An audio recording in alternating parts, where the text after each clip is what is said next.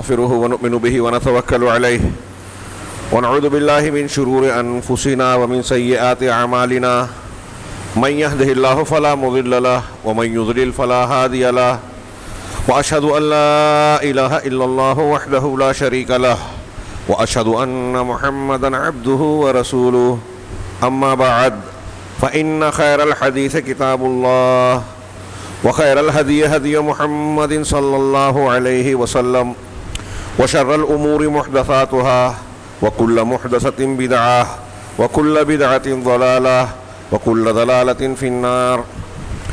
أعوذ بالله من الشيطان الرجيم. بسم الله الرحمن الرحيم. يا أيها الذين آمنوا إن تنصروا الله ينصركم ويثبت أقدامكم والذين كفروا فتعسا لهم وأضل أعمالهم ذلك بأنهم كرهوا ما أنزل الله فأحبط أعمالهم. وقال تعالى فانكحوا ما طاب لكم من النساء مثنى وثلاث ورباع فإن خفتم ألا تعدلوا فواحدة أو ما ملكت أيمانكم ذلك أدنى ألا تعولوا. محترم حضرین، خطبہ مسنونہ کے بعد میں نے سورہ محمد اور سورہ نساء کی چند آیتیں آپ حضرات کے سامنے تلاوت کی. سورہ محمد میں اللہ رب العالمین کا جو ارشاد ہے، اگرچہ وہ مخصوص سیاق و سباق میں اور پس منظر میں ہی کیوں نہ ہو، لیکن اصولاً العبرۃ بعموم اللفظ، قرآن اور حدیث کے الفاظ میں لفظ کے عموم کا اعتبار ہوتا ہے، عمومی معنی اس کا مراد ہوتا ہے. ہر وہ چیز جو اس کے دائرے میں داخل ہو اور اس کے معنی کا انطباق اس پر ہوتا ہو، وہ معنی اس میں شامل ہوتا ہے. چنانچہ اللہ رب العالمین کے اس ارشاد کا پہلا حصہ آپ ہمیشہ سنتے رہتے ہیں. اللہ نے خطاب کیا یا ایھا الذین آمنو، ہمیں اور آپ کو اور سارے قیامت تک کے مسلمانوں کو خطاب کیا. حضرت عبداللہ ابن مسعود رضی اللہ تعالیٰ عنہ کا قول یاد دلاؤں. انہوں نے کہا کہ جب اللہ کا یہ فرمان قرآن میں سنو کہ وہ ایمان والوں کو خطاب کر رہا ہے تو پوری کی پوری طرح سے متوجہ ہو جاؤ، ہمہ تنگوش ہو جاؤ، اس لیے کہ اللہ رب العالمین اپنے ایمان والے بندوں کو خطاب کر کے ایسی کوئی بات بیان کر رہا ہے جو ان کے دنیا اور آخرت کے لیے مفید ہو اور نقصان سے بچانے والی ہو. خاص خطاب کر کے کہہ رہا ہے اے ایمان والو، ان تنصروا اللہ ینصرکم، اگر تم اللہ کی مدد کرو گے تو اللہ تمہاری مدد کرے گا. اللہ کی مدد کیسے ہوگی؟ یا کیا اللہ کو مدد کی ضرورت ہے؟ نہیں، اللہ تبارک و تعالیٰ کو کسی کی مدد کی ضرورت نہیں ہے. یہ قرآن و حدیث کے بہت سارے مضامین میں ہے کہ اگر دنیا کے سارے انسان، سارے جنات سب سے بہترین انسان کے جیسے ہو جائیں تو اللہ کی سلطنت میں کوئی اضافہ نہیں ہوگا. یہ حدیث قدسی ہے جو تفصیل سے آپ سن چکے ہیں. اور اگر دنیا کے سارے انسان جنات اول و آخر دنیا کے سب سے برے اور بدترین شخص کے جیسے ہو جائیں تو اللہ رب العالمین کی سلطنت میں کوئی کمی نہیں ہوگی. وہ بے نیاز ہے، وہ الصمد ہے، الغنی ہے، الحمید ہے.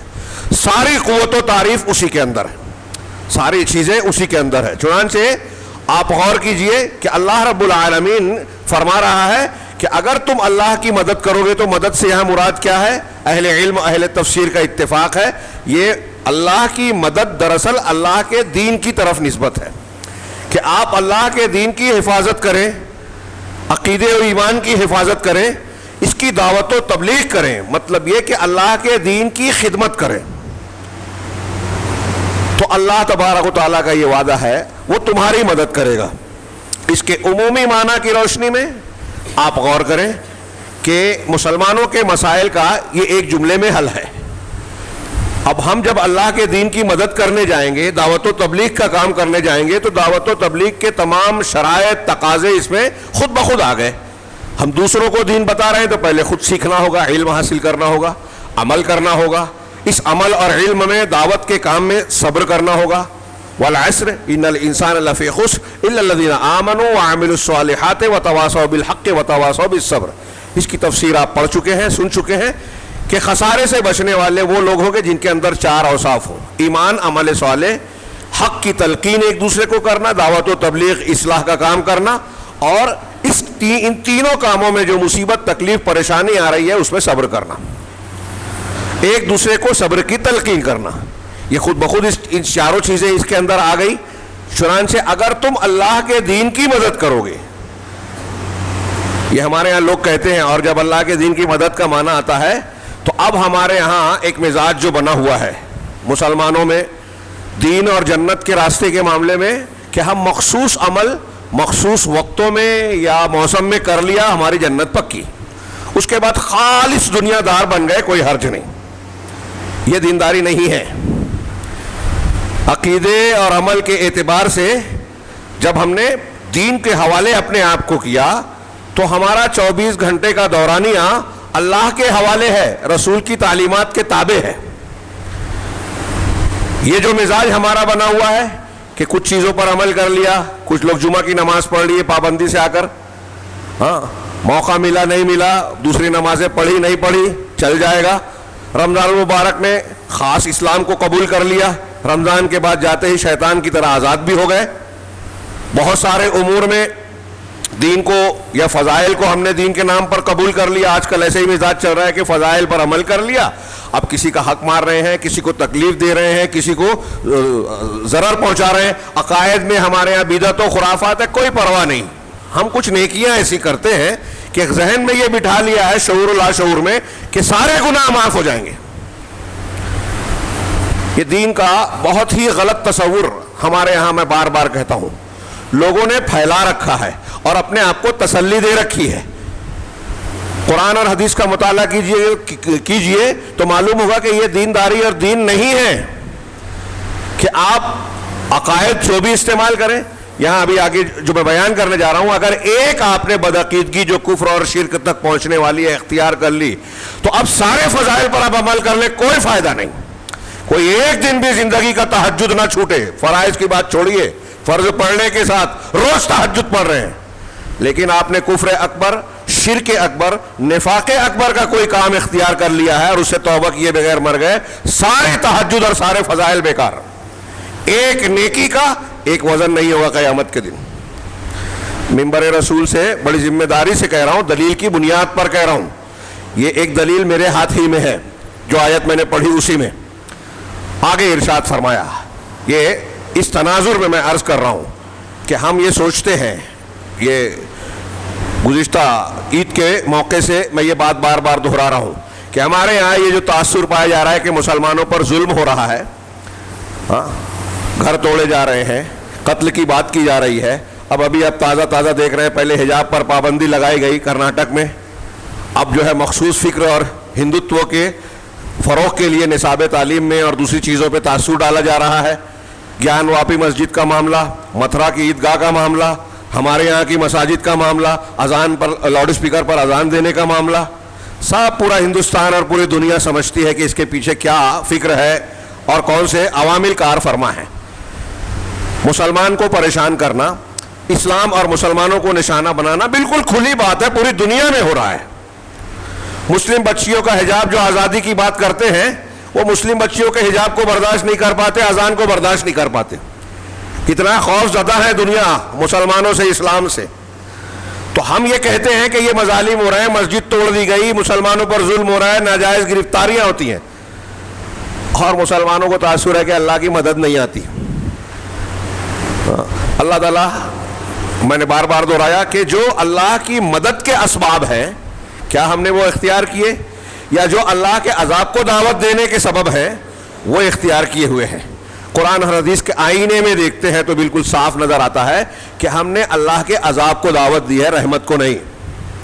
اس میں سے ایک آیت یہ ملاحظہ فرمائے, اللہ کا کھلا کھلا وعدہ ہے, کوئی ڈھکی چھپی یا پیشدار بات نہیں ہے. اگر تم اللہ کے دین کی مدد کرو گے تو اللہ تمہاری مدد کرے گا اور تمہارے قدم جما دے گا, ثابت قدم بنا دے گا, تمہارے قدم اکھڑے گے نہیں. یعنی جو حق ہے, سچ ہے, اس پر قائم رکھے گا, اور کیسی بھی مصیبت پریشانی تکلیف آ جائے تم کو اس میں اطمینان ہوگا, سکون ہوگا, ہاں راحت دے گا رب العالمین. بے چینی اور بے کیفی کی کیفیت نہیں رہے گی. آپ سوچئے تھوڑی دیر کے لیے. اب یہاں میرا ایک سوال موٹا سا, ہر شخص پوچھے کہ کیا مسلمان اللہ کے دین کی مدد کر رہے ہیں؟ ہم اور آپ کر رہے ہیں؟ آپ کہیں گے کہ بھائی دعوت و تبلیغ علماء کا کام ہے, بہت سارے جہلا آج کل کر رہے ہیں, یہ بھی اللہ کے دین کا مذاق بنا رہے ہیں. جب حلال کو حرام، حرام کو حلال کا فتویٰ دیتے ہیں، دین کو غلط طریقے سے پیش کرتے ہیں، بدعت و خرافات، جھوٹی حدیثوں کو بیان کرتے ہیں، تو خود اللہ رب العالمین کے دین کو بگاڑ رہے ہیں، لوگوں کو توحید بتانے کی بجائے شرک بتا رہے ہیں۔ اس سب میں ہم نہیں پڑھتے، ہاں دعوت و تبلیغ کتابی تعلیم ہو رہی ہے، مسجدوں میں بیٹھ کر پڑھا رہے ہیں، حضرت آدم علیہ السلام جنت سے نکالے گئے، رسول اللہ صلی اللہ علیہ وسلم کا وسیلہ لگا کے دعا مانگی، حرام کام۔ اب آپ مسجد میں بیٹھ کر دعوت کے نام پر یہ بتا رہے ہو جو جھوٹی حدیث ہے اور جس پر تمام علماء کا اتفاق ہے، یہاں تک کہ امام حنیفہ، امام ابو یوسف، امام محمد رحمہم اللہ، حنفی مسلک کے اساتین، وہ کہتے ہیں کہ کسی شخصیت کا وسیلہ لگا کے دعا مانگنا حرام ہے، چاہے وہ انبیاء پیغمبروں کی شخصیت ہی کیوں نہ ہو۔ اور آپ یہ روایت بیان کر کے لوگوں کو بتا رہے ہیں کہ محمد صلی اللہ علیہ وسلم کا وسیلہ لگا کر دعا مانگی جائے، تو آپ اللہ کے دین کی مدد کر رہے ہو یا اللہ کے دین کو توڑ رہے ہو، اللہ کے دین کی مخالفت کر رہے ہو؟ سوچئے، جھوٹی حدیث، غلط مسئلہ، غلط فتویٰ، غلط بات بیان کر رہے ہو، فضائل کے نام پہ لوگوں کا مزاج یہ بنا دیا کہ آپ بہن بیٹی کا حصہ مارنے میں وراثت کے حقوق کو قرآن و حدیث کے خلاف عمل کریں، کندھے پر دینداری کا ٹھیکرا لے کر گھوم رہے ہیں، اور بہنیں بیچارگی کے کروڑوں کی دولت اور جائیداد پڑی ہوئی ہے۔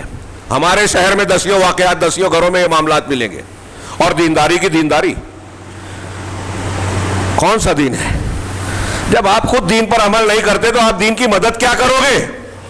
یہ دکھاوا ہے، مظاہرہ ہے کہ آپ دیندار ہیں، ہم دیندار ہیں۔ راستہ چلے تو ہمارے شہر کی بددینی قدم قدم پر نظر آتی ہے، کوئی ایک راستہ سیدھا نہیں ہے، ناجائز قبضہ نہیں ہے جہاں۔ اللہ تعالیٰ کا ہم حدیث سنتے ہیں، سب کو یاد ہوگی، میں بیان کروں گا تو کہیں گے ارے یہ تو معلوم ہے۔ پورے شہر میں کسے معلوم ہے؟ معلوم ہونا، معلومات ہونا الگ چیز ہے، عمل کرنے پر اصلی علم ہے۔ اللہ کے رسول صلی اللہ علیہ وسلم فرمایا کہ دین کے 70 سے زیادہ شعبے ہیں، اعلیٰ درجہ جو ہے، اعلیٰ شاخ اس کی لا الہ الا اللہ ہے، اور ادنا درجہ ہے کہ راستے سے تکلیف دہ چیز کو ہٹا دینا۔ راستے سے تکلیف دہ چیز ہٹانا ایمان کا حصہ ہے۔ یہ ایمان کا حصہ ہمارے شہر میں ڈھونڈ لیجئے کہاں نظر آتا ہے۔ یہ آداب، وہ فضائل، دینداری، مینارہ اور دنیا کی دینداری اور مذہبیت کی بات ہوگی، لیکن کوئی آدمی آپ یہ بیان کرے جا کے شہر میں آپ تبدیلی نہیں پائیں گے۔ میں پہلا جملہ اکثر بیان کیا جاتا ہے، یہ پہلی آیت، اس پر بھی توجہ کی ضرورت ہے کہ اگر ہم چاہتے ہیں کہ اللہ رب العالمین ہماری مدد کرے تو ہمیں اس کے دین کی مدد کرنی ہے، یہ شرط ہے۔ دین کی مدد پہلے دین، صحیح دین سیکھنے سے ہوگا۔ یہ رواج جو چل رہا ہے، لوگ بیان کر رہے ہیں جاہل عالم بغیر تحقیق کے، یہ دین نہیں ہے۔ اللہ اور رسول اللہ صلی اللہ علیہ وسلم نے جو بیان کیا، صحابہ نے جو عقیدہ اور عمل اختیار کیا، یہ دین ہے۔ اس کو سیکھنے کی ہمارے ہاں تمیز ہی نہیں ہے، شوق ہی نہیں ہے، ذوق ہی نہیں ہے، اس کی قیمت ہی نہیں ہے۔ صحابہ اور انبیاء کرام کے نزدیک جو سب سے قیمتی دولت اور نعمت تھی اس دین و عقیدے کی، وہ ہمارے یہاں ثانوی چیز ہے، غیر ضروری۔ دین دنیا مقدم۔ آپ کہیں بھی دیکھ لیجئے، میں نے راستے کی ایک مثال دی، دواخانوں میں جائیے، تعلیمی اداروں میں جائیے، یہ سب خدمت کے شعبے تھے، انسانیت کی اور انسانوں کی خدمت کر کے اجر و ثواب کمایا جائے۔ پرانے نیک لوگ مخلصین کا یہ طریقہ تھا، یہ راستہ تھا، اور یہ آج دنیا کمانے کے سب سے بڑے ذریعے بن گئے ہیں جو انسانیت اور انسانی خدمت کے ذریعے تھے۔ سودی بینک سے دواخانے بن رہے ہیں، غریب ہو امیر ہو، بے دردی اور بے مروتی سے وہ کام کیا جاتا ہے جس کی ضرورت ہی نہیں ہے۔ یہ ڈاکٹر ہی کہتے ہیں، بتاتے ہیں، لوگ بتاتے ہیں، اور لوگ جانتے ہیں، دیکھتے ہیں۔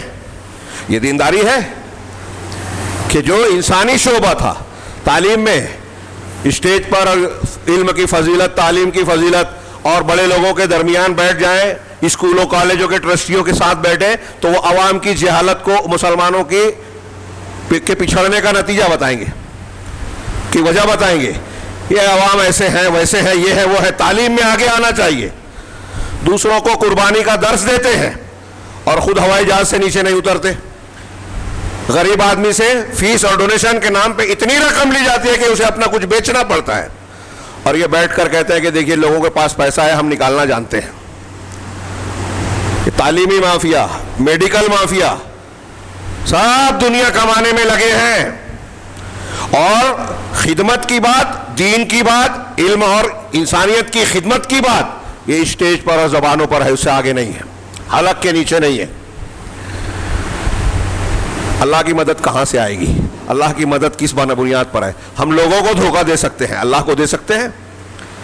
لوگوں کے سامنے اپنے آپ کو دنیا کما رہے ہیں، لوگوں کا گلا کاٹ رہے ہیں، جیبیں کاٹ رہے ہیں، اور اس کے بعد سفید پوش اور نیک بھی بنے ہوئے ہیں، کچھ نہیں کرتے ہمارے یہاں۔ ابھی بیٹھے ہیں آپ، کسی سے بھی ملاقات کیجئے، عوام خواص، تو وہ اپنے کارناموں کی کتاب بتائے گا، میں نے یہ کیا، میں نے وہ کیا، میں نے ایسی خدمت انجام دی، میں نے فلاں فلاں کام کیا۔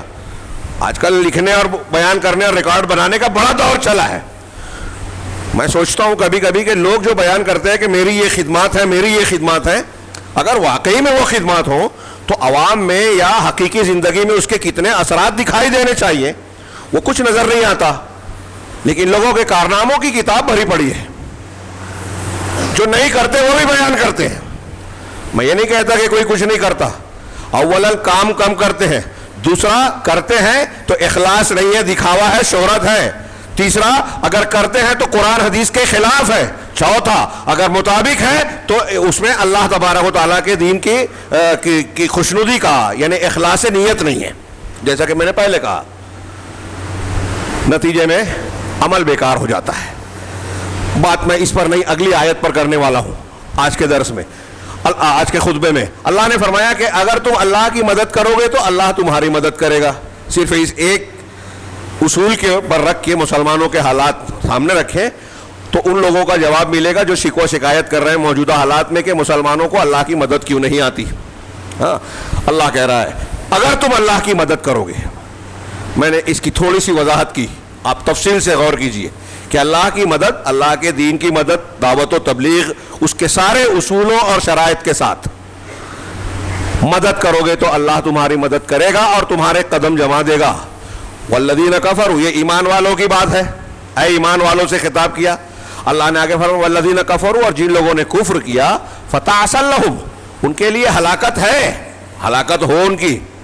میں ہے اس لیے کر رہا ہوں کہ اللہ تعالیٰ دعا نہیں کر رہا ہے، فرمان سنا رہا ہے، اللہ دعا تھوڑی کرے گا، سارا اختیار تو اسی کے پاس۔ تو ان کے لیے ہلاکت ہے، وَأَضَلَّ أَعْمَالَهُمْ، اور اللہ نے ان کے اعمال کو تباہ کر دیا، ضائع کر دیا، برباد کر دیا۔ کن کے؟ جنہوں نے کفر کیا۔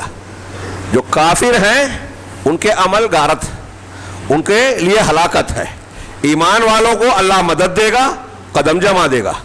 اب اگلا جملہ کہ کافروں کا یہ معاملہ ہے، تو کیوں ہے یہ معاملہ؟ کافروں کی ایک صفت بنائی گئی ہے اور اسی پر جائزہ لینا تھا مجھے آج۔ اللہ نے کہا ذالک بأنہم کرہوا ما انزل اللہ فاحبط اعمالہم، یہ اس وجہ سے کہ ان کافروں نے اللہ کے نازل شدہ چیز کو ناپسند کیا۔ جو عام کافروں کی بات ہو رہی ہے اس میں اللہ کے قرآن کو، ایمان کو، اللہ کی نازل کردہ شریعت کو، رسول اللہ صلی اللہ علیہ وسلم کو انہوں نے ناپسند کیا، نفرت کی۔ تو اللہ کے جو نے جو نازل کیا اسے مکروہ جانا، ناپسند کیا، فأحبط اعمالہم، تو اللہ نے ان کے اعمال کو برباد کر دیا۔ یہ ان لوگوں کی بات ہے جو کھلا کھلا کفر کرتے ہیں۔ کچھ ایسے لوگ بھی ہیں جو اپنے آپ کو مسلمان کہتے ہیں اور وہ اللہ ما انزل اللہ، اللہ نے جو اتارا اسے ناپسند کرتے ہیں۔ اس ایک نقطے پر آج آپ توجہ دیجئے، میں بیان کرنا چاہتا ہوں، سمجھانا چاہتا ہوں، اور میں ایسا مانتا ہوں، میں ہی نہیں، ہر غور کرنے والا یہ جانے گا کہ مسلمان کہلانے والے بہت بڑے طبقے میں یہ کفر کی بات پائی جاتی ہے۔ شیخ محمد بن عبد الوہاب رحمہ اللہ نے ایک رسالہ لکھا، عقائد کے ان کے بڑے رسائل ہیں، نواقض الایمان یا نواقض الاسلام، دونوں نام سے چھپتا ہے، اور اس کے بہت بڑے بڑے علماء نے شرح کی ہیں، مختصر سا، ان ہر گھر میں ہونا چاہیے، ہر مسلمان بچے بچی اور مرد اور خواتین کو پڑھنا چاہیے سمجھ کر کہ ایمان کو، لا الہ الا اللہ کو یا اسلام کو توڑ دینے والی چیزیں، یعنی ایک آدمی اپنے آپ کو مسلمان کہہ رہا ہے لیکن ان چیزوں میں سے اگر کسی چیز کو اس نے اختیار کر لیا تو اس کا ایمان ٹوٹ جائے گا، لا الہ الا اللہ بیکار ہوگا، وہ دائرہ اسلام سے باہر ہو جائے گا۔ چاہے وہ اپنے آپ کو مسلمان کہہ رہا ہے، بظاہر مسلمانوں کے بیچ رہ رہا ہے، نماز روزہ کر رہا ہے، لیکن اس میں 10 چیزوں کا ذکر ہے اور یہ بیان کیا تمہید میں کہ اس کے علاوہ بھی بہت ساری چیزیں ہیں جو ایمان کو، اسلام کو توڑ دیتی ہیں، لیکن یہ 10 چیزیں لوگوں میں بہت زیادہ پائی جاتی ہے، اس کا ذکر کیا انہوں نے، ان 10 چیزوں کا جو ایمان کو توڑ دیتی ہیں. سوچئے کتنی بڑی بات ہے اور کتنی اہم ہے، مگر ہمارے یہاں لوگ یہ پڑھتے پڑھاتے نہیں ہیں. جیسا کہ میں نے کہا، سرل، آسان، میٹھا میٹھا، ایسا ایمان اسلام جس میں کوئی دقت پریشانی جھنجھٹ نہ ہو، کوئی ناراض نہ ہو، ایسا ایمان نہیں ہے. اگر ایسا ہی مسلمان ہونا بہت کمال ہوتا تو نبی کریم صلی اللہ علیہ وسلم کے کفار مکہ اور دوسرے لوگ دشمن نہ بنتے. اللہ کے رسول بھی میٹھی میٹھی باتیں کرتے اور لوگ آپ کے ساتھ رہتے، ان چیزوں کو رد نہیں کرتے جو ان کے باپ دادا سے دین کے نام پر ملی تھی. باطل کو آپ رد کرو گے، یہاں تک کہ اگر مسلمان میں کوئی ایک نوجوان ہے جو موبائل پر گندی چیزیں دیکھ رہا ہے، جوا کھیل رہا ہے، شراب پی رہا ہے، آپ جب اسے منع کرو گے تو جس میں اس کو لذت مل رہی ہے، مزہ آ رہا ہے اس کو، آپ اس کو منع کرو گے تو اس کو برا لگے گا اور وہ آپ سے نفرت کرے گا. لیکن اللہ واسطے آپ کو یہ جھیلنا ہے، یہی دعوت و تبلیغ کی کٹھنائی ہے. اور اس کو برا لگے گا تو ہو سکتا ہے کہ وہ یہ نہیں کہے گا کہ آپ مجھ کو اس سے کیوں منع کر رہے ہو، وہ یہ کہے گا کہ آپ کے گھر میں تو ایسا ہے، آپ کے کردار میں تو یہ ہے، آپ تو فلاں برا کام کرتے ہو یا ایسا کیا ہے ماضی میں. تو آپ کی شخصیت، ہمارے ہاں کامن ہے یہ بات، آپ کسی کو کسی معاملے پر ٹوکے تو پلٹ کے آپ کی دوسری برائی بتاتا ہے، گویا میری برائی جائز ہے اس لیے کہ آپ کے یہاں یہ برائی پائی جاتی ہے، یہ کہنا چاہتے ہیں. کامن ہے یہ. تو میں یہ عرض کر رہا تھا کہ اللہ تبارک و تعالی کے دین کے ماننے کے باوجود کچھ چیزیں ایسی ہیں کہ اسلام سے باہر کر دیتی ہے اور لوگوں کو پتہ نہیں چلتا. شیخ محمد بن عبد الوہاب نے جو 10 چیزوں کا ذکر کیا ہے اس میں نمبر 5 پر ایک چیز کا ذکر کیا، اسلام کو توڑ دینے والی، نواقض ایمان کو توڑ دینے والی چیزوں میں وہ ہے کہ من ابغض شیئا مما جاء بہ النبی اور بہ رسول اللہ صلی اللہ علیہ وسلم ولو عمل بہ کفر. یہ ان کا جملہ ہے کہ جو شخص بغض کرے، ناپسند کرے، نفرت کرے، شیئن کسی چیز سے، مما جاء بہ رسول صلی اللہ علیہ وسلم، اس چیزوں میں سے کسی چیز کو جو رسول صلی اللہ علیہ وسلم لے کر آئے ہیں قرآن اور حدیث کی شکل میں. اللہ کے رسول کوئی چیز جو لائے ہیں آپ کی تعلیمات میں سے کسی بات کو آدمی ناپسند کرے، اس سے عناد اور بغض کرے، نفرت کرے. وَلَوْ عَمِلَ بِهِ، آگے کا جملہ اور دھیان سے سنیے کہ اگرچہ وہ اس پر عمل کر رہا ہو لیکن بغض رکھ رہا ہے، کفارہ تو وہ کافر ہو جائے گا. رسول کی لائی ہوئی چیزوں میں سے کسی چیز سے نفرت کرنا، بغض رکھنا، چاہے آپ اور ہم اس پر عمل کر رہے ہیں، محض دل میں نفرت کا پایا جانا یہ کفر ہے. ایسے تو یہ باتیں آتی رہتی ہے، لیکن آج کے اس خطبہ جمعہ میں میرا ذہن اس طرف مبذول ہوا. گزشتہ ہفتہ کئی نکاح کی مجلس میں نکاح کی اہمیت، فضیلت اور اس سے متعلق درس دینے، خطاب کا موقع ملا. تو نکاح کی اہمیت و فضیلت جو بھی بیان کی، اس میں میں نے قرآن کی یہ جو آیت جو میں نے دوسرے نمبر پڑھی تھی، فَانْكِحُوا مَا طَابَ لَكُم مِّنَ النِّسَاءِ، اس کی روشنی میں ذکر کیا کہ نکاح کی اتنی اہمیت ہے کہ اللہ نے کہا کہ تمہارے لیے جو جائز اور پسندیدہ عورتیں ہیں، ہاں جائز پسندیدہ، جو تمہارے لیے قابل پسند، اور اللہ کے رسول نے بتایا کسے پسند کرنا ہے، دینداری کو. میں اس کی طرف صرف اشارہ کر رہا ہوں، غور کیجئے، تفصیل سے موقع نہیں ہے. اللہ اور رسول نے جو کہا ہے ہم اس پر عمل نہیں کرتے اور نتیجہ اس سے زیادہ بہتر کی امید رکھتے ہیں. دینداری ہمارے ہاں نہیں اختیار کی جاتی، نہ لڑکے میں نہ لڑکی میں. دولت دیکھی جاتی ہے، حسن و جمال، نوکری، دنیا، جیسے میں نے بتایا نا، ڈاکٹری ہو، تعلیم ہو، ہر جگہ دنیا. لوگ کتنا بھی ڈھیڈوڑا پیٹے، دین کا دینداری ہے وہ نہیں، اللہ ماشاء اللہ کہیں ہوگی. جو عام مظاہرہ ہے میں اس کی بات کر رہا ہوں. تو شادی بیاہ میں بھی یہی سمجھ میں آتا ہے کہ دین وین کسی کے نزدیک نہیں ہے اہم. وہ سب کس سے کہانی لگتا ہے کہ سلف میں خلیفہ کے بیٹے کا نکاح آ رہا ہے تو سعید بن مسیب انکار کر دے رہے ہیں، اور ایک غریب آدمی کی، ان کے شاگرد کی بیوی کا انتقال ہو گیا، گھر میں کھانے پینے کے لیے کچھ نہیں ہے، اپنی بیٹی اس سے بیاہ دی. اب یہ کہانی اور افسانہ معلوم ہوتا ہے. ہمارے سماج میں تو یہ ہوگا ایسا تصور نہیں کیا جا سکتا. بڑے سے بڑے دیندار کو دیکھیے، کوئی بہت عالم دین، پورا شہر جس کو بیان کرے کہ بڑا متقی، پرہیزگار اور نیک انسان ہے، اس کا رشتہ بھیج کے دیکھیے. جو مالدار آدمی ہے، دین کا بہت مظاہرہ کرتا ہے، وہ کرے گا نہیں کہا. کیوں نہیں کرے گا؟ جواب آپ جانتے ہیں، دین اہم نہیں ہے. یہاں معاملات میں سمجھ میں آتا ہے کہ دینداری ہے کہ نہیں ہے. تو میں یہ عرض کر رہا تھا کہ دینداری کا معاملہ، جب میں نے یہ ذکر کیا کہ دینداری کو اختیار کیا جائے، اور جب یہ میاں بیوی کو دین کی بنیاد پر چوائس کر کے نکاح ہوگا، خاندان بنے گا، تو ان کے بچے دیندار ہوں گے، ماحول گھر کا دیندارانہ ہوگا. پھر ان کی بچیاں بھاگ کر غیر مسلم سے شادی نہیں کرے گی.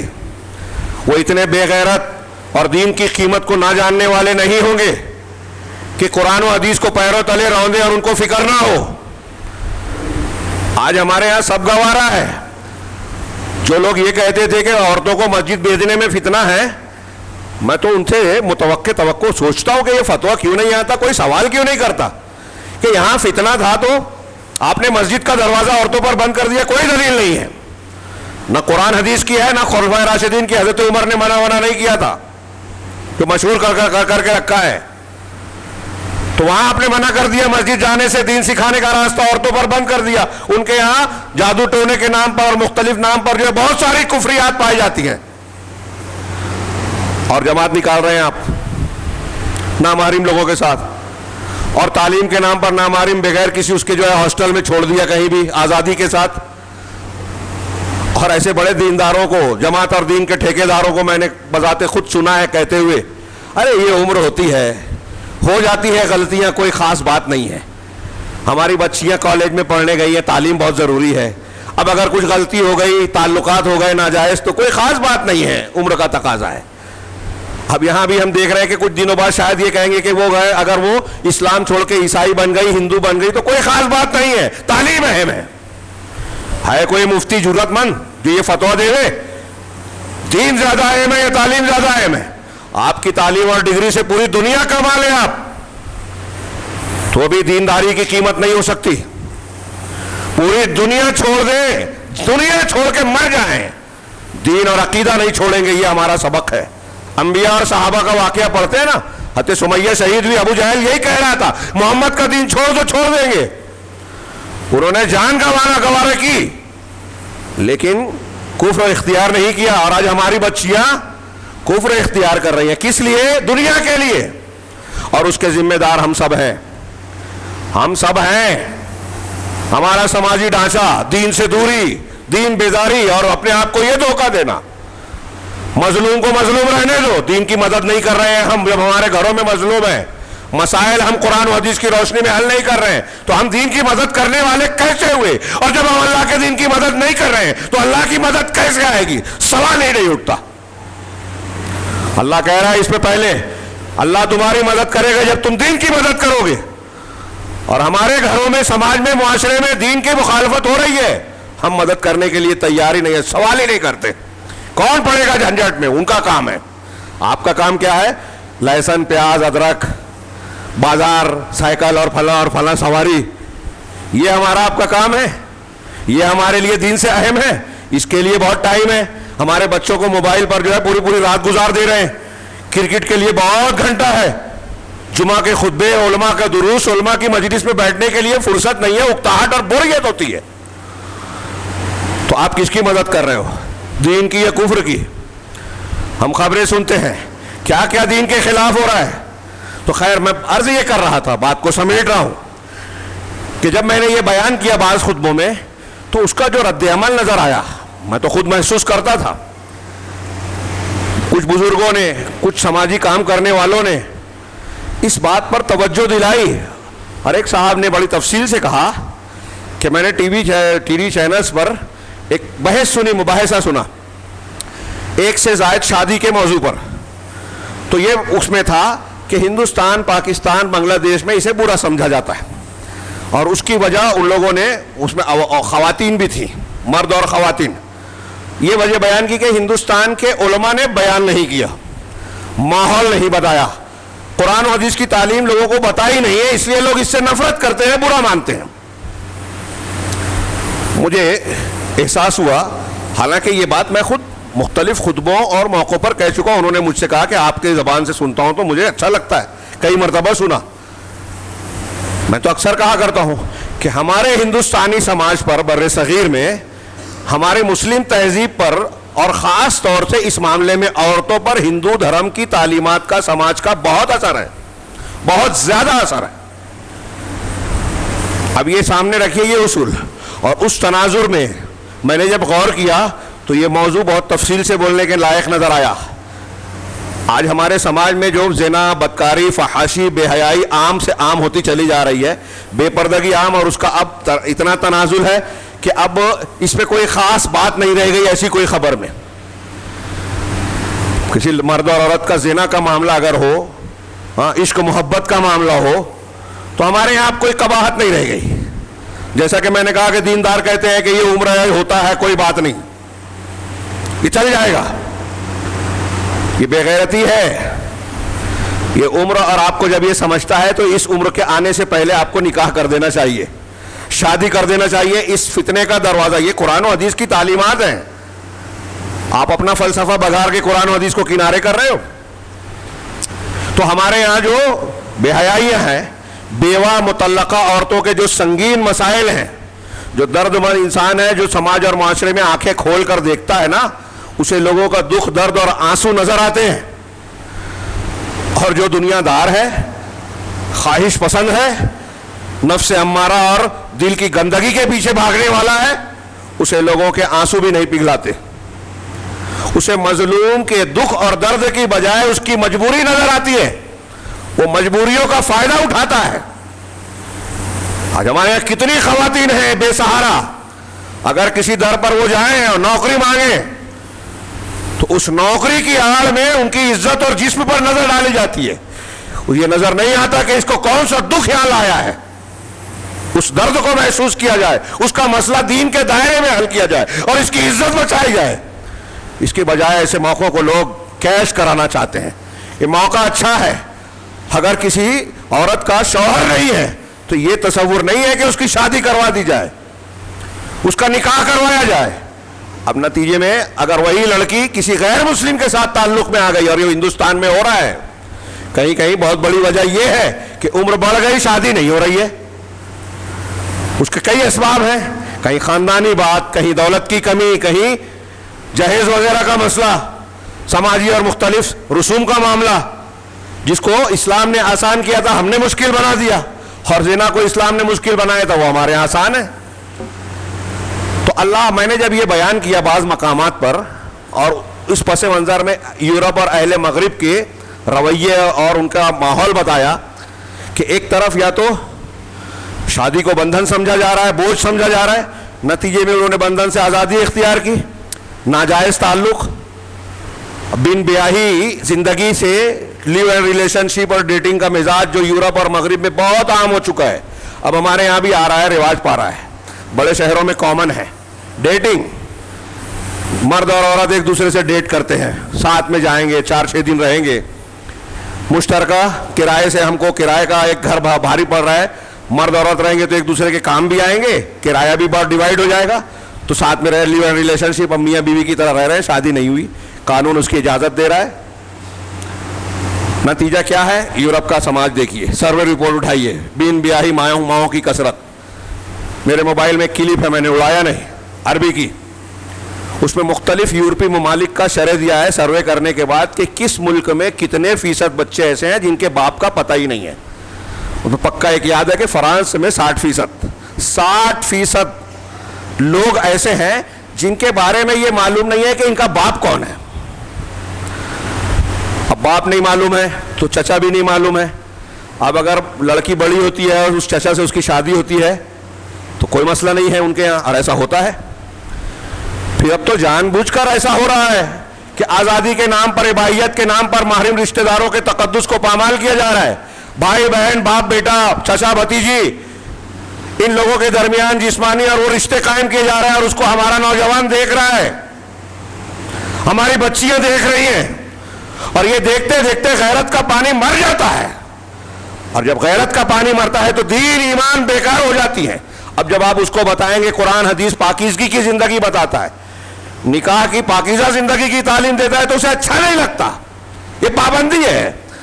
ہم روزانہ اپنے گھر میں اپنی خواتین کو ٹی وی سیریل دکھا رہے ہیں جس میں عورتیں بے پردہ نظر آ رہی ہے، ہر ٹی وی سیریل میں مختلف مردوں کے ساتھ ہاتھ ملانا، گلے ملنا، دکھائی دیتا ہے تو ہماری بچیوں کو لگتا ہے کہ ہمارے سماج میں اس پر پابندی ہے، بوجھ ہے، یہ کھلا ماحول ہے. جو پردے پہ دکھتا ہے ان کو نہیں پتا کہ یہ زندگی کی حقیقت نہیں ہے، یہ دکھاوا ہے. اس کے پیچھے سسکیاں اور رونے کے آنسوؤں کا جو دریا ہے وہ نظر نہیں آتا. یہ ایک سازش ہے. یہ جو میں عرض کر رہا ہوں نا، بہت محدود وقت ہوتا ہے جمعہ کا، اور ہم نے جو شبہات کے فتنے میں مسلمانوں کے خلاف غیر مسلموں کی جو سازشیں ہیں اور اس کے جو تانے بانے بنے گئے ہیں، اس کی بڑی تفصیل سے میں نے بات کی. 10 سے زیادہ دروس ایک گھنٹے کے ہوئے ہیں. نیا پورے میں ابھی وہ سلسلہ رکا ہے، انشاءاللہ جاری ہوگا. اب داخلی فتنوں کا سلسلہ جاری ہے. اس میں نے بیان کیا کہ مسلمان خاندان کے تعلق سے غیر مسلم دنیا مسلمانوں کے دشمن خاص ٹارگیٹ کرتی ہے. ان کی خاص پلاننگ ہے. میڈیا سے آتے ہیں، سیاست سے آتے ہیں، حکومت کے سائٹ سے آتے ہیں، نصاب تعلیم کے ذریعے سے آتے ہیں، اشتہارات کے ذریعے سے آتے ہیں، گلیمر کے ذریعے سے آتے ہیں، مسلمانوں کے دماغ کو خراب کرنے کے لیے، گمراہ کرنے کے لیے. اس میں سے ایک راستہ یہ ہے کہ مسلمان نوجوان لڑکوں اور لڑکیوں کو زنا، بدکاری اور اباحیت کے مرض میں مبتلا کر دیا جائے. ان کو خواہشات نفس کا غلام بنا دیا جائے، جیسے یورپ میں ہے، امریکہ میں ہے. عشق و محبت یہ سب کرنے والے جو نوجوان ہوں گے نا، کبھی اچھا کام اور بڑا کام نہیں کر سکتے. شو کیا جاتا ہے کچھ دنیا کے کچھ چیزوں کو کہ سائنس میں یہ سائنٹسٹ بن گئے، وہ ایسا بن گیا اور وہ اس کا ایسا کردار تھا. تو دنیاوی کچھ اکا دکا کام ہو سکتے ہیں اور کچھ لوگ ایسے ہو سکتے ہیں، وہاں بھی شریف لوگ ہوتے ہیں. لیکن جو شخص نفس پرستی میں پڑ جائے، زنا بدکاری میں پڑ جائے، عشق و محبت کی بیماری میں مبتلا ہو جائے، وہ عام طور سے سماج اور معاشرے کی ترقی اور تعمیر کا کام، گھر کی ترقی کا کام نہیں کر سکتا. ایسا دماغ. اور نوجوانوں کو ایسے ہی مفلوج بنانے کے لیے وہ لوگ ایک دم کھلا منصوبہ رکھتے ہیں. ہاں، ایک جملہ میں نے پڑھا تھا کہ اعدائے اسلام کی یہ کوشش ہے کہ مسلم سماج میں بغیر شوہر والی عورتوں کو زیادہ سے زیادہ بھیجا جائے اور ان کے کردار کو اس طرح بنا دیا جائے کہ وہ مسلمان نوجوانوں اور نئی نسل کے دین اور دنیا دونوں کو تباہ کریں. یہ ایک جملے میں ایک کتاب ہے. اگر ایسی خواتین ہمارے یہاں ہوں اور وہ آزاد ہو جائیں، ہر شخص سے ان کا تعلق آسان ہو جائے، تو نتیجہ کیا نکلے گا؟ دنیا بھی خراب ہوگی اور آخرت بھی. آپ کا عقیدہ بھی بگڑ جائے گا، ایمانیات بھی سلامت نہیں رہے گی. آپ سوچیں گے کہ کون سی بات چھیڑ رکھی ہے. جو ہمارا سماج اور معاشرے کا ڈھانچہ ہے، آج مسلمانوں کے حالات ہے، یہ اس سے بالکل ٹچ موضوع ہے. اس سے جڑی ہوئی باتیں ہیں، ہماری روز کی زندگی سے جڑی ہوئی باتیں ہیں. تو اس تناظر میں جب لوگوں نے کہا تو مجھے اس موضوع کی اہمیت کا شدید احساس ہوا. پہلے بھی تھا اور زیادہ ہوا کہ یہ جو خبریں آ رہی ہیں اس پر ہمارا محاسبہ اور جائزہ پورے سماج کو، مسلمانوں کو کرنا ہے، اور اس تناظر میں ہماری خواتین کو کرنا ہے.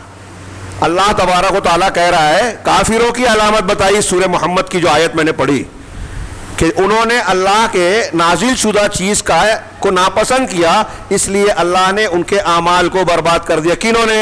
کافروں نے. یعنی یہ کافروں کا کام ہے کہ جو اللہ کی نازل کی ہوئی چیزیں ہیں اس کو ناپسند کریں. ایک مسلمان کا کام ہی ہو سکتا ہے کیا؟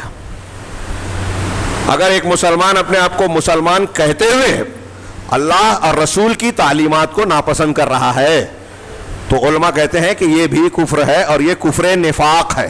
کافر جو اپنے آپ کو کافر کہہ رہا ہے، قرآن حدیث کو نہ ماننے والا، اس کا تو کوئی مسئلہ ہی نہیں ہے. ایک آدمی اپنے آپ کو مسلمان کہہ رہا ہے لیکن وہ اللہ اور رسول کی کسی تعلیم کو ناپسند کر رہا ہے، وہ کافر ہو جائے گا. کیوں؟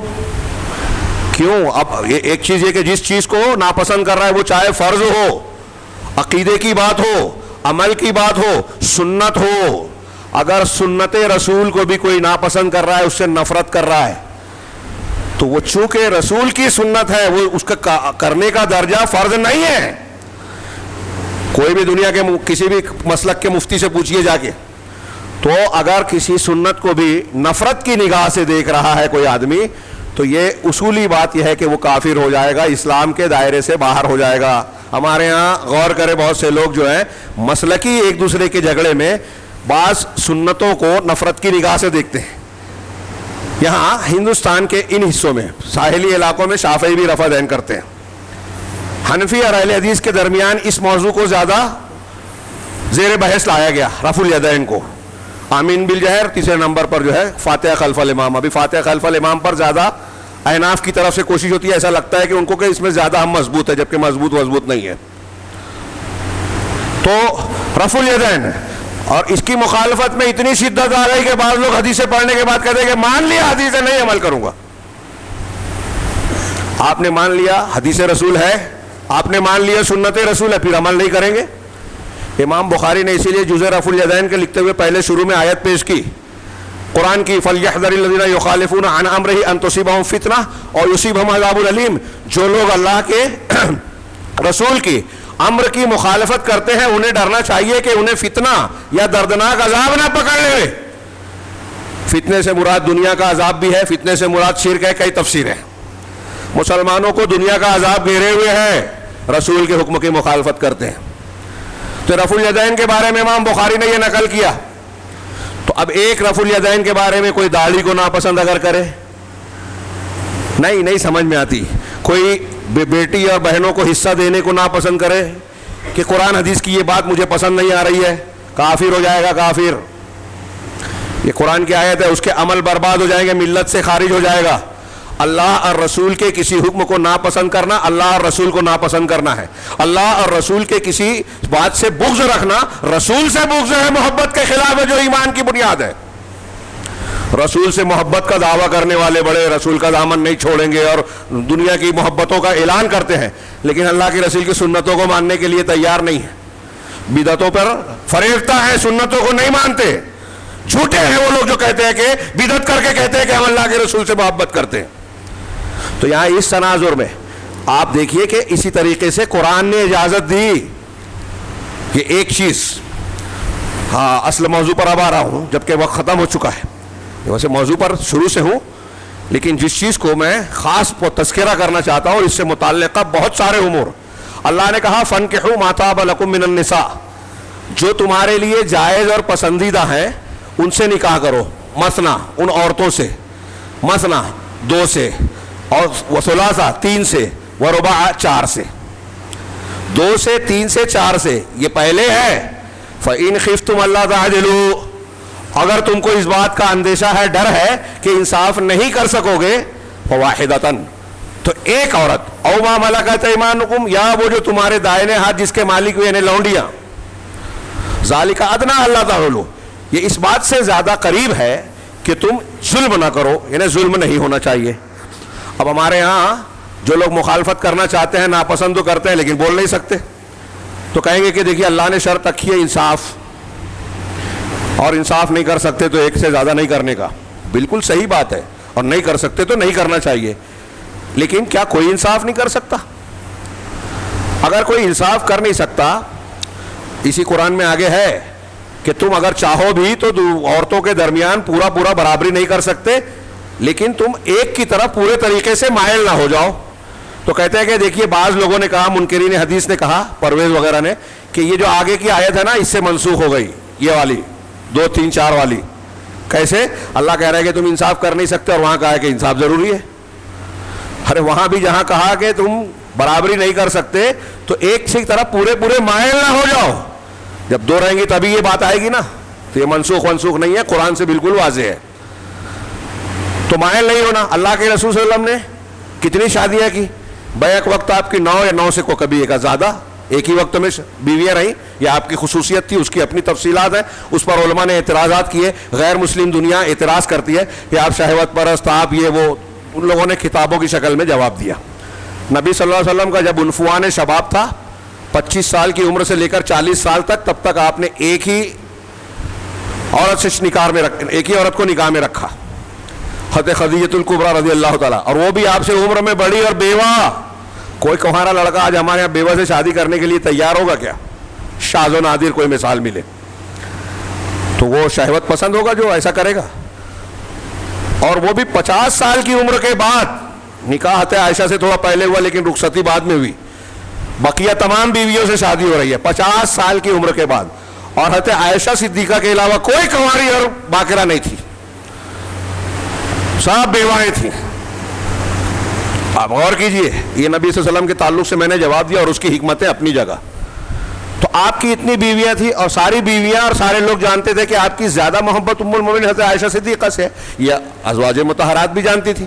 اسی وجہ سے آخری وقت میں سب نے اپنی باری عائشہ کو دے دی، حضرت عائشہ صدیقہ رضی اللہ عنہ کو، کہ ہماری باری پہ نہ رہیں، آپ حضرت عائشہ کے گھر پہ رہیں.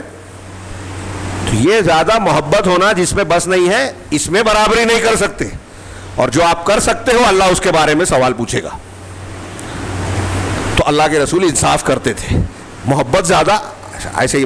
تو میں جب یہ کچھ آگے آ رہے ہیں، میں نے اس پہ نکات میں لکھا ہے کہ اعتراضات کیا کیا کیے جاتے ہیں. تو اس میں ایک اعتراض یہ بھی کرتے ہیں، اور خاص طور سے ہمارے یہاں خواتین کرتی ہیں، مائیں بہنیں غور سے سنیں، یہ ان کے خلاف نہیں، ان کے حق میں ہے قرآن حدیث کی تعلیم، اور اگر آپ ناپسند کریں گے تو کافر ہو جائیں گے. میں عرض کر رہا ہوں کہ اس میں فائدہ ہے، نقصان نہیں ہے، لیکن دین کی بنیاد پر ہمارے معاملات نہیں ہوتے، اس لیے نقصان نظر آتا ہے. تو آپ کہتے ہیں کہ انصاف نہیں ہوگا، تو میں سوال کرتا ہوں کہ اولاد میں انصاف کا حکم ہے کہ نہیں ہے؟ اولاد میں انصاف کا حکم ہے نا، روایتوں کا موقع نہیں ہے، سب جانتے ہیں. لیکن کوئی مرد یا کوئی عورت یہ نہیں کہتی کہ ایک بچے کے بعد دوسرا پیدا نہیں کرو، 2 3 4 ہو جائیں گے تو انصاف نہیں ہوگا، پھر اللہ تعالیٰ ہم کو پکڑے گا. کوئی نہیں کہتا. سنا ہے آپ نے کہ ایک سے زیادہ اولاد نہیں ہونا چاہیے اس بنیاد پر کہ انصاف نہیں کر سکتے؟ اگر ایسا ہی معاملہ ہے تو یہاں بھی بولنا چاہیے نا، انصاف اور ظلم کی اتنی فکر ہے تو. اصل میں آپ غور کریں کہ ایک شخص، میں کون سا پہلو پیش کروں؟ سب سے پہلے بنیادی چیز کو دماغ میں رکھیں کہ قرآن اور حدیث کے تعلق سے یہ ایک مومن کا مزاج ہونا چاہیے کہ اللہ اور رسول کی تعلیم ہے تو ہم سر جھکا دیں. رضیت باللہ ربا وبالاسلام دینا وبمحمد رسولہ. تفصیل کا موقع نہیں ہے. میں اللہ کے رب ہونے پر راضی ہوں، اب رب ہونے کی حیثیت سے اس نے جو حلال کیا حلال، حرام کیا حرام، جو تعلیم دی ہمیں قبول ہے. محمد صلی اللہ علیہ وسلم کا دین اور اسلام کی تعلیمات ہمیں قبول ہے، ہم اس پر خوش ہیں. رضیت و خوش ہوا، میں راضی ہوا. آپ کسی چیز کو ناپسند کر رہے تو یہ اسلام نہیں ہوا، رضامندی نہیں ہوئی. تو پہلے اصولی طور پر یہ بات دماغ میں بٹھا لیجیے، جو میں نے بحث کی ہے، شروع کی ہے، یہ اصول اور دین کی بنیاد ہے. اگر آپ ناپسند کرو گے تو کافر ہو جاؤ گے. خواتین خاص طور سے سنیں، اگر آپ ناپسند کرو گے اللہ اور رسول، اللہ تعالیٰ نے اجازت دی 2 3 4 کی، آپ اس کو برا سمجھ رہے ہو، جو برا ہے اللہ اس کی اجازت دے گا. عقائد ہو جو اللہ اور رسول نے جو عقیدہ دیا ہے، دنیا کے تمام مذاہب سے اچھا عقیدہ، اعمال و اخلاق ہو دنیا کے تمام اعمال سے بہترین، سب سے اچھا اور خوبصورت دین، دین کی چھوٹی سے چھوٹی تعلیم بھی دوسرے مذاہب سے بہتر ہے، یہ ہمارا عقیدہ ہونا چاہیے. اور نہیں ہے تو کافر. ناپسندیدگی اگر ہے، مذاق اڑایا تو بھی کافر. یہ ایک الگ ایشو ہے. 10 چیزوں میں سے ایک یہ ہے کہ جو قرآن حدیث اللہ رسول قرآن کی ایمانیات کے اگر مذاق اڑاتا ہے تو وہ کافر ہو جائے گا. نواقض ایمان کی 10 چیزوں میں سے ایک یہ بھی ہے، مذاق اڑانا بھی کفر ہے. لطیفہ مت بولیے جنت جہنم فرشتوں کا. ہمارے یہاں ہنسنے ہنسانے کے لیے لوگ ایمانیات سے متعلق چیزوں پر مذاق کرتے ہیں. بہت اچھی طریقے سے اس میں محتاط اور چوکنا رہنا چاہیے. آپ اللہ تعالیٰ کا قل باللہ وآیاتہ ورسولہ کنتم تستہزئون، منافقین سے خطاب کیا. اللہ سے، رسول سے، اس کی آیتوں سے تم مذاق کرتے ہو؟ ہاں، لا تعتذروا، آپ عذر مت پیش کرو، بہانے مت کرو. فقط کفرتم بعد ایمانکم، ایمان لانے کے بعد تم نے کفر کیا. تو کچھ لوگ 2 شادی 3 شادی کا بھی مذاق اڑاتے ہیں. اب یہ بحث جب میں کروں یا کوئی چھیڑتا ہے، علماء بیان نہیں کرتے، بیان کرتے ہیں تو آ کے آپ کیے کیا. اب میں نہیں کر سکا یا کوئی نہیں کر سکا تو بیان نہیں کرنا چاہیے یا اسے ناپسند کرنا چاہیے؟ لوگ یہ سوال کرتے ہیں. کوئی مذاق اڑاتا ہے، کوئی یہ کہتا ہے کہ آپ اس لیے بیان کر رہے ہو کہ آپ کو کرنی ہے. کہاں دماغ گھوم گیا. یہ قرآن حدیث نہیں ہے. اللہ کے رسول صلی اللہ علیہ وسلم نے عمل نہیں کیا. یہ امام بخاری اور امام احمد نے ایک روایت نقل کی حضرت ابن عباس کی، سعید بن جبیر سے. حضرت سعید بن جبیر سے روایت ہے کہ حضرت ابن عباس پوچھتے ہیں، ان کو شاگرد ہیں، تابعی ہیں، حل تزوجتا، کیا تم نے شادی کی؟ تو انہوں نے، سعید بن جبیر نے کہا لا، نہیں میں نے نہیں کی. کہا تزوج. اللہ حضرت ابن عباس نے کہا کہ تزوج فإن خیر هذه الامة اکثرها نساء، شادی کرو اس لیے کہ اس امت کا سب سے بہترین انسان وہ ہے جو عورتوں میں سب سے زیادہ ہے. اس کا دو معنی لوگوں نے کہا حضرت ابن عباس کے اس جملے کا، کہ ایک تو یہ کہ نبی صلی اللہ علیہ وسلم سب سے بہترین ہے امت میں اور سب سے زیادہ بیویاں ہیں آپ کی، اور دوسرا معنی یہ کہ امت کے لوگوں میں زیادہ فضیلت اس کی ہوگی جس کی بیویاں زیادہ. اس کا یہ مطلب نہیں کہ بیوی زیادہ ہے نماز نہیں پڑھ رہا ہے تو فضیلت والا ہے، ہاں شرک اور بدعت کر رہا ہے تو فضیلت والا. ایک فضیلت کی بات، اگر آپ سب ٹھیک ٹھاک ہیں تو جس کی بیوی زیادہ ہے اس کی زیادہ فضیلت ہے، کیونکہ زیادہ حق ادا کر رہا ہے، وہ زیادہ بڑا مرد ہے، زیادہ اس کے اندر حوصلہ ہے، جو زیادہ بیویاں کر رہا ہے، بیوہ کو سہارا دے رہا ہے. اب یہ دیکھیے دو بیویاں سماج اور معاشرے کے تناظر میں دیکھیے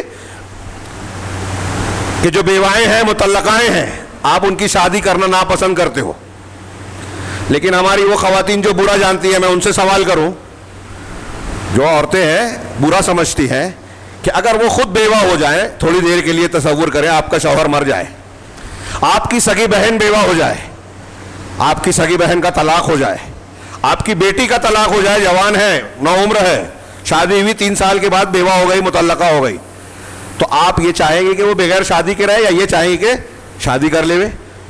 دو بیویاں یہ زیادہ قابل قبول ہے کہ سوتن پر رہے یا بغیر بین بیاہی رہے؟ ایک لڑکی بغیر شوہر کے رہے یہ زیادہ بہتر ہے یا سوتن کے ساتھ رہے؟ دونوں میں آپ فیصلہ کریں. خواتین اپنے دل سے جواب دے رہے ہیں، دوسروں کے بارے میں نہیں کہ میرا شوہر دوسرے سے شادی کرے یہ تصور نہ کرے، میری بہن کو اگر ضرورت ہے تو وہ کرے کہ نہ کرے یہ غور کرے. ایسا نہ کرنے کے بعد کیا ہو رہا ہے سماج میں؟ جو بیوائیں ہیں، مطلقائیں ہیں، بے سہارا ہیں، وہ کارخانوں میں جا کے، پلاسٹک کے کارخانے میں، تراشن کا کام میں، سلائی کے یا ایسے کاموں میں جہاں مرد پائے جاتے ہیں، جہاں ان کی عزتیں محفوظ نہیں ہیں، سماج دیکھ رہا ہے، دینداری کنارے ہے، دین کا کام بھی ہو رہا ہے، عزتیں لٹ رہی ہے، بیواؤں کو سہارا نہیں ہے، ان کے بچوں کو لقمہ نہیں ہے، اس کے لقمہ فراہم کرنے کے لیے وہ اپنی عزتیں بیچنے پر مجبور ہے، اور ہم دیندار ہیں، ان کی شادی نہیں ہونے دیں گے، دوسری شادی کا راستہ بند کر کے رکھیں گے. تو ایسی بیوائیں جب گناہ کریں، غیر مسلموں سے تعلق نہ نپٹائیں، اس کے مجرم ہم اور آپ بھی ہیں. کہ دین نے جو کہا تھا ہم نے وہ نہیں مانا. غور کرنے کیجئے آج ہمارا سماج کہاں جا رہا ہے، کتنی خرابیاں ہیں. شادی جن بچیوں کی نہیں ہو رہی ہے ان کے گھر والوں سے جا کے پوچھئے کہ کیسے مسائل ہیں، اچھے رشتے نہیں ملتے، اور ملتے ہیں تو دیندار نہیں ہیں. ہمارے ہاں دیندار لوگ دوسری نہیں کریں گے.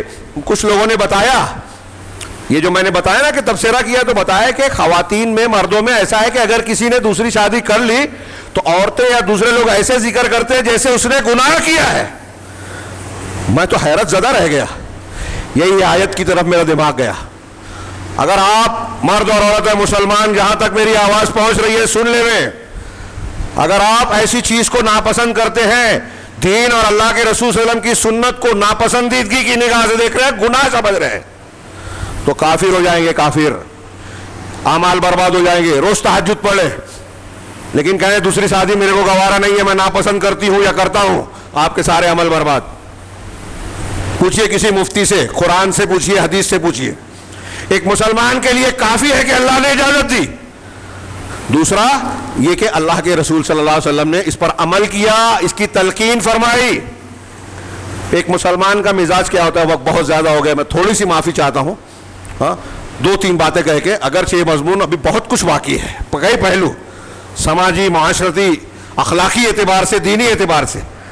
ایک آیت ذکر کرو، یہ سورہ احزاب کی بڑی مشہور آیت ہے، ہاں آیت نمبر 36. اللہ تبارک و تعالی نے فرمایا وَمَا كَانَ لِمُؤْمِنٍ وَلَا مُؤْمِنَةٍ إِذَا قَضَى اللَّهُ وَرَسُولُهُ أَمْرًا أَن يَكُونَ لَهُمُ الْخِيَرَةُ مِنْ أَمْرِهِمْ، کہ کسی مومن مرد اور عورت کے لیے، قرآن کہہ رہا ہے وَمَا كَانَ لِمُؤْمِنٍ وَلَا مُؤْمِنَةٍ، ترجمہ جا کے دیکھیے کہ کسی مومن مرد اور مومن عورت کے لیے جائز نہیں ہے اذا قضى اللہ ورسولہ امرا، کہ جب اللہ اور اس کے رسول کوئی فیصلہ کر دے، اللہ اور اس کے رسول کوئی فیصلہ کر دے تو مومن مرد اور مومنہ عورت کے لیے جائز نہیں ہے. کیا جائز نہیں ہے؟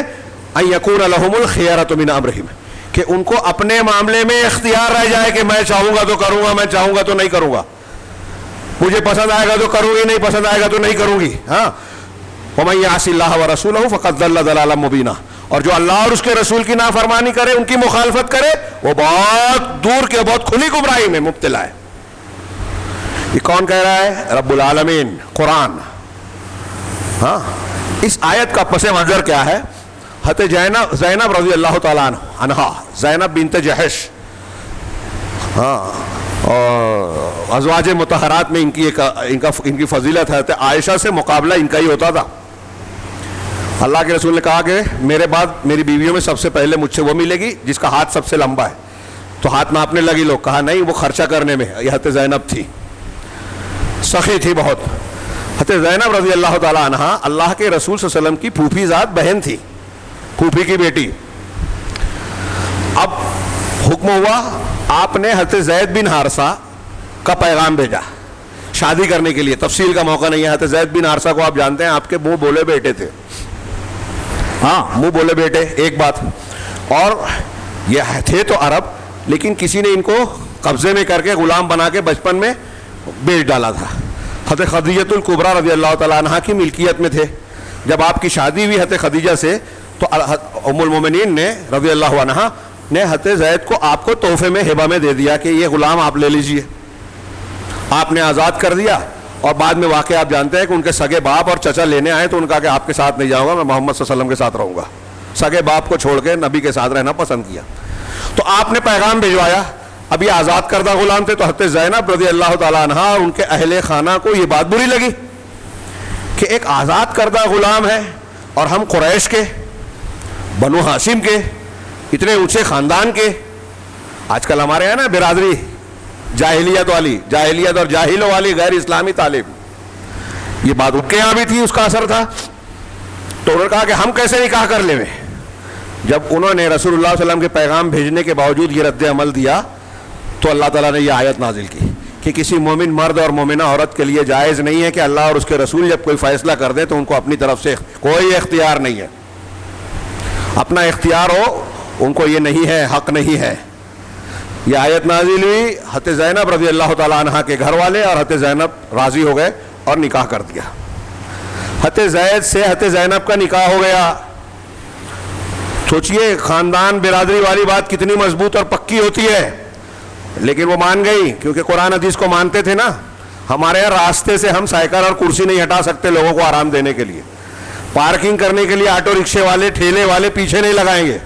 مجھے تو ایسا لگتا ہے ٹھیلے والوں کا عقیدہ یہ ہے کہ اگر کنارے لگا دیا تو روزی کم ہو جائے گی. لوگوں کا راستہ روکیں گے تو لوگوں کی روزی بڑھے گی, روزی گھٹے گی. لوگوں کو آپ تکلیف دے رہے ہو. آپ کارپوریشن کے قانون کی مخالفت بعد میں کر رہے ہو, اللہ رسول کی مخالفت پہلے کر رہے ہو. ایسے ہی ہمارے ہاں جو لوگ دوسری شادی کی مخالفت کرتے ہیں, رکاوٹیں ڈالتے ہیں, وہ بھی سماج اور معاشرے میں برائیاں اور گندگیاں پھیلانے کے ذمہ دار ہیں. مسلم لڑکیوں کے غیر مسلم کے ساتھ جانے پر مجبور کرنے کے ذمہ دار ہیں, مانے یا نہ مانے. ہمارے سماجی برائی اور ڈھانچے کی خرابی کا یہ ایک بنیاد ہے. اور جب ہم اللہ اور رسول کی حکم کی مخالفت کریں گے تو اللہ کی مدد نہیں آئے گی. ایسی حکومتیں مسلط ہوگی جو مسلمانوں کو بے گناہ ہوتے ہوئے قید کریں گی, مسجدوں کو توڑیں گی, لاؤڈ اسپیکر پر پابندی لگائے گی, گوشت کھانے پر روک لگائے گی, حجاب پر پابندی لگائے گی, گھروں پر بلڈوزر چلائے گی. اللہ تعالیٰ سے شکایت مت کیجئے کہ یہ مدد نہیں دیتا. اپنے آپ کا جائزہ لیجئے کہ اس کے ذمہ دار ہم ہیں, اس لیے کہ ہم نے عذاب کو دعوت دی ہے. پیچھے میں نے کئی باتیں کہی کہ جو حرام کام ہے, غلط کام ہے, وہ ہمارے یہاں رائج ہے, اور جو اللہ کی مدد کو لانے کا سبب بن سکتے ہیں وہ ہم نے جو ہے اس کو چھوڑ رکھا ہے. میں ایک دو سبب, دو تین جملوں میں, کہ ایک تو یہ کہ ایک سے زیادہ شادی کبھی مرد کی ضرورت ہوتی ہے. اگر ضرورت ہے اور پوری نہیں ہوئی تو کیا ہوگا؟ وہی ہو رہا ہے آج, زنا, بدکاری, ناجائز تعلقات. اگر عورت کی ضرورت ہوتی ہے, جیسے بیوہ ہے, مطلقہ ہے, کبھی اس کی ضرورت ہے. ہاں, ایک ابھی بتا رہے ہیں کہ واٹس ایپ پہ ایک لمبا مضمون آیا, ایک عورت نے, مسلم عورت نے اپنا خود کا واقعہ لکھا, اور سن کے واقعی یعنی 1.5 مہینہ پہلے میں نے سنا, اور ایک سے زیادہ لوگوں سے, ہمارے مرکز الامام البخاری کے چیئرمین دکتور عبید الرحمان صاحب نے بیان کیا پہلے, پھر دوسروں نے بھی بتایا کہ ہم نے بھی پڑھا, اور آپ لوگوں میں سے بھی بہت سے لوگ پڑھے ہوں گے, کہ ایک بیوی نے کہا کہ میرے شوہر نے مجھ سے اجازت مانگی دوسری شادی کی, میں نے اجازت نہیں دی, نہیں کر سکتے, نہیں کرنے دوں گی. اور 3 مہینے کے بعد حادثے میں ان کا انتقال ہو گیا, خود بیوہ ہو گئی. اور انہوں نے بہت لمبا چوڑا مضمون لکھا، اور اس کے بعد اس نے یہ بیان کیا کہ اب میری سمجھ میں یہ آیا کہ مرد سے زیادہ عورت کے لیے ضرورت ہے کہ ایک سے زیادہ شادی کی اجازت ہو. یہ عورتوں کے لیے زیادہ راحت کا سبب ہے، ان کے مسائل کا حل ہے. کسی بیوہ کے کم سن بچے ہیں تو اس سے پوچھئے کہ جب وہ دیکھتی ہے کہ دوسرے بچوں کے باپ اس کے ساتھ حسن سلوک کرتے ہیں تو اسے اپنے بچے کی یتیمی کا کتنا معاملہ شدید شدت سے کھلتا ہے کہ اس کا باپ نہیں ہے، اگر ہوتا تو یہ کرتا، اس کے آنسو پوچھتا، اور پھر اس کی ضرورت پوری کرنے کے لیے وہ ناجائز راستوں پر چلنے پر مجبور ہوتی ہے. ایسے کتنے لوگ کتنے مسئلوں کے ساتھ جی رہے ہیں. یہ ایک بات. دوسری بات، ہمارے یہاں آج سماج میں دیکھیے طلاق کتنی بری چیز ہے. اس کی وجہ سے جو ہے دخل دینے کا موقع ملا حکومت کو. وہ حلالہ جو حرامہ ہے اصل میں، ہاں قرآن حدیث میں نہیں ہے، اس کی وجہ سے بھی ہم مذاق بنے. طلاق اور خلا شریعت میں اس کو رکھا ہے، ناپسندیدگی کے ساتھ بھی اس کو رکھا ہے. اس کا مطلب اس کی ضرورت ہے، فطرت ہے، اسلام دین فطرت ہے. اب ہمارے یہاں جو سماج اور معاشرہ ہے کہ دوسری شادی نہیں ہو سکتی. اب ایسی صورت میں آپ غور کیجئے، کسی لڑکی کو آپ نے کسی سے بیاہ دیا، اب وہ لڑکی پر ظلم کر رہا ہے ایک ہی کے ساتھ. لوگ بولتے ہیں دو اس لیے نہیں کرنا چاہیے کہ ظلم ہوگا. اب ایک کے ساتھ جو ظلم کر رہا ہے تو اس کا کیا کرے؟ وہ خودکشی کرے؟ اب پابندی لگا دیجیے طلاق میں تو ہمارے گھروں میں بھی کچن کی آگ بھڑکے گی ہندو کچن کی طرح، اور پھر بہو جلے گی. آپ کی بچی طلاق کے ساتھ گھر واپس آ جائے یہ اچھا ہے، یا کچن میں جل کے مر جائے یہ اچھا ہے؟ طلاق اس لیے اللہ تعالیٰ دین اسلام نے رکھا کہ لڑکی زندہ رہے. مطلب یہ کہ کبھی کبھی ایسا ہوتا ہے کہ شادی ہو جانے کے بعد میاں بیوی کی جمتی اور نبھتی نہیں ہے. تو اب ایسی عورت کے جیسے کتنے عورتیں ہیں، اللہ کے رسول کے پاس ایک خاتون آگے کہا کہ مجھے میرا شوہر پسند نہیں ہے، خلا لیا، خلا کا حق ہے. اب جب دوسری شادی کا راستہ ہی بند ہوگا تو ایک عورت جو اپنے شوہر سے بہت پریشان ہے، ناپسند کر رہی ہے، وہ خلا لینے کی جرات نہیں کرے گی.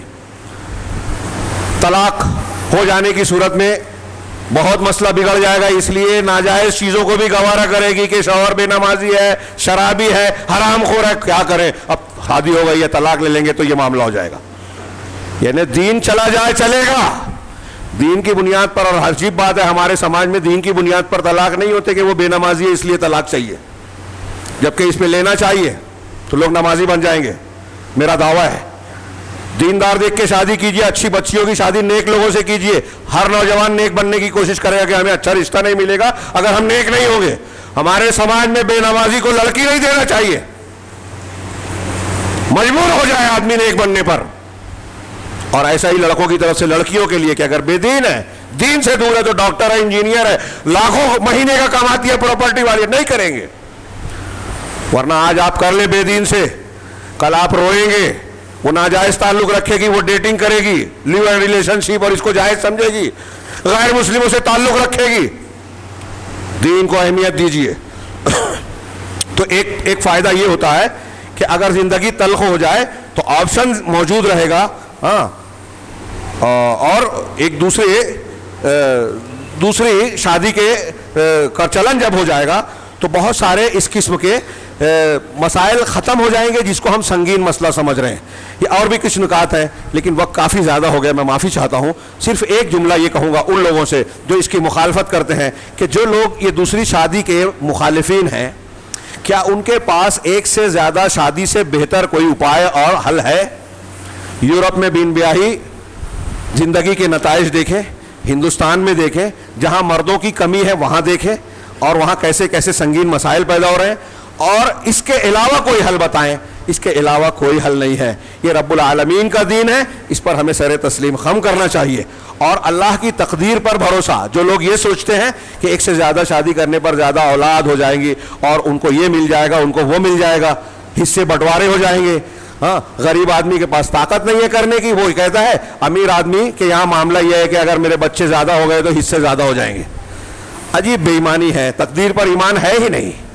اگر آپ کے بیٹے کو، تھوڑی دیر کے لیے میرا ایک سوال ہے، اگر آپ کا یقین ہے کہ تقدیر میں لکھا ہے کہ آپ کے مرنے کے بعد آپ کے بیٹے کو 5 لاکھ ملے گا، ایک مثال، تو 2 بیوی ہونے کے بعد وہ 2.5 لاکھ ہو جائے گا؟